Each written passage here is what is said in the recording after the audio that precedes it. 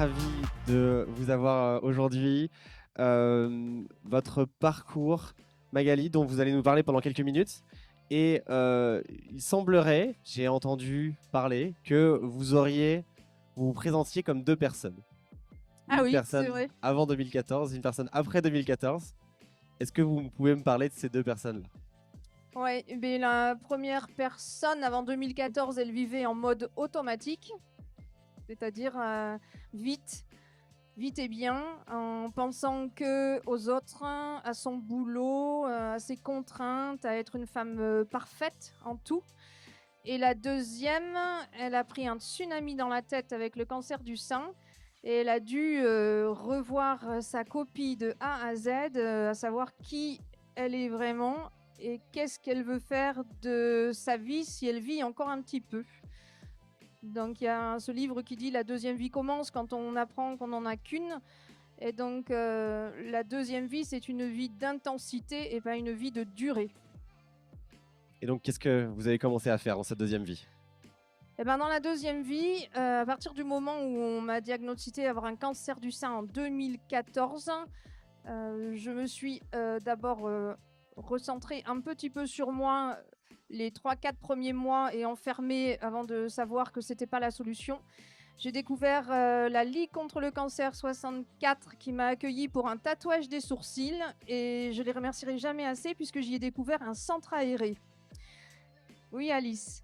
Donc j'ai commencé à peu près tout ce qui existait à la Ligue, c'est devenu mon nouveau travail.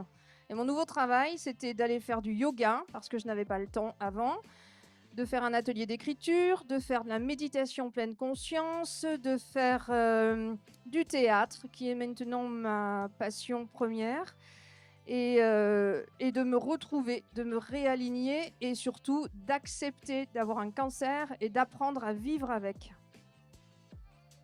Merci pour ce partage. Et du coup, vous avez évoqué certaines pratiques qui vous permettent d'aller bien, Oui. comme donc le yoga, le théâtre. Est-ce que Oui. vous pouvez donc nous parler un petit peu plus de ces pratiques-là et qui pourraient peut-être être des astuces pour des Moi, personnes qui pourraient se reconnaître aussi je pense que quand le diagnostic tombe, il faut trouver une méthode. Et la méthode, elle vient dans la recherche au fond de soi de la liste de ses envies. Parfois, on dit que quand on a envie, on est en vie. Et moi, il y avait plein de choses dont j'avais envie, mais il n'y avait rien que je faisais dans cette ancienne vie. Donc du coup, entre chimiothérapie, radiothérapie, aux 9 opérations, mon chirurgien est par là, il peut témoigner. Merci Raphaël Gahuzer de faire coucou. Voilà. Raphaël qui va venir sur scène tout à l'heure. Je suis un beau témoin de la sublimation de l'épreuve, je pense, et c'est pas pour me mettre en avant.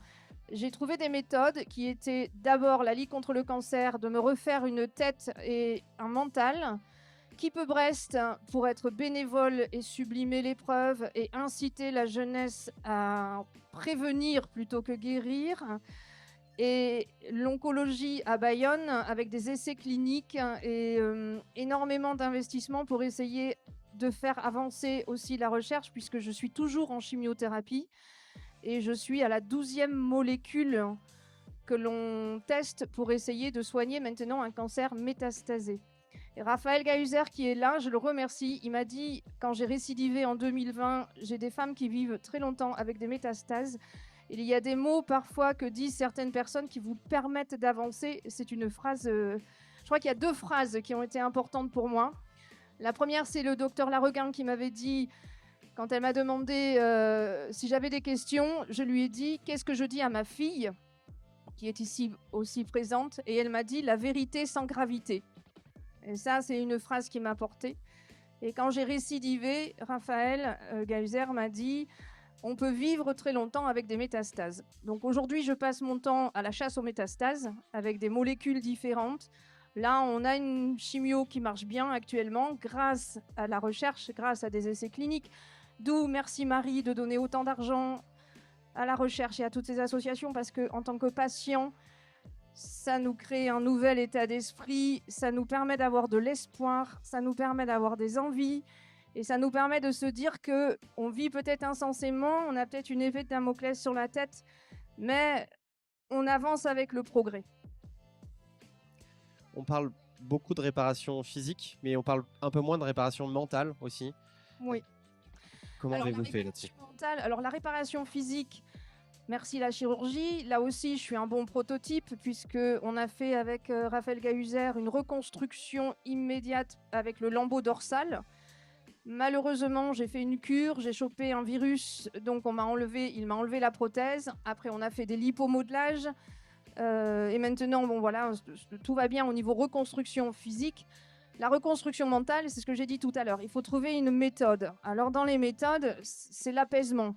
L'apaisement, c'est soigner le mental. Parfois, on dit que notre vie est constituée du physique, du psychique et du mental. Il faut le comparer à une charrue, à un cheval, et avec une charrue qui aurait 2 roues. Mais s'il manque une roue, c'est bancal. S'il manque le conducteur de la charrue, c'est bancal. Et les 2 roues plus le conducteur, c'est le mental, le psychique et le physique. Moi, la méthode, et là encore merci, la Ligue contre le cancer, c'est mon parcours de méditation pleine conscience. C'est un parcours qui permet d'apaiser son mental en chassant ce que je disais tout à l'heure dans ma première vie, le mode automatique. C'est-à-dire être à ce qu'on est. Je suis en train de parler, je suis en train de manger. Montaigne le dit très bien, quand je mange, je mange. Quand je bois, je bois. Et aujourd'hui, on a une vie essentiellement axée sur le mode automatique. On n'est plus à ce qu'on fait. Et quand on le fait vite, on le fait pas bien. C'est pas vrai. Donc, apaiser son esprit par la méthode que l'on veut. La Ligue propose des ateliers d'écriture. Au début, j'écrivais des choses très violentes. Maintenant, j'écris des pièces de théâtre très drôles. La méditation pleine conscience, c'est trouver le sommeil en ralentissant son rythme cardiaque, en scannant les membres de son corps, en faisant respirer tout son être depuis ses pieds jusqu'à sa tête. Et on trouve un ralentissement cardiaque, on trouve un apaisement. Pour d'autres, ce sera aller faire une rando en montagne, comme le fait Optimiste en remettant les personnes au sport. Pour d'autres, ce sera un atelier de peinture. En fait, il faut sortir ses émotions les plus sombres et les plus belles. Parce qu'en fait, de toutes les émotions, il n'y en a qu'une qui est positive, c'est la joie. Et c'est celle qu'on exprime le moins. On est tout le temps dans l'angoisse, dans la peur, dans la colère. Toutes les émotions négatives, on les pratique très très bien. Mais l'émotion positive, la joie de Spinoza, c'est celle qu'on est le moins capable d'exprimer. Et celle-ci, c'est celle qui est la plus importante pour vivre. Merci Magali. Un dernier message avant de passer le micro au prochain invité. Le message, c'est d'être vraiment bienveillant envers soi-même, de ne pas hésiter à s'ausculter, de demander à son conjoint, d'être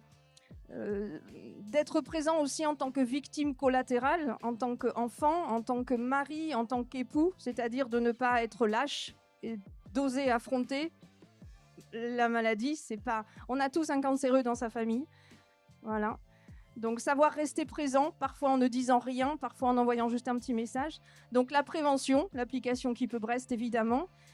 Et puis après, trouver sa méthode, que l'on soit malade ou que l'on ne soit pas malade. Trouver ce qui nous fait du bien. Voilà. Merci beaucoup Magali. Merci Marie.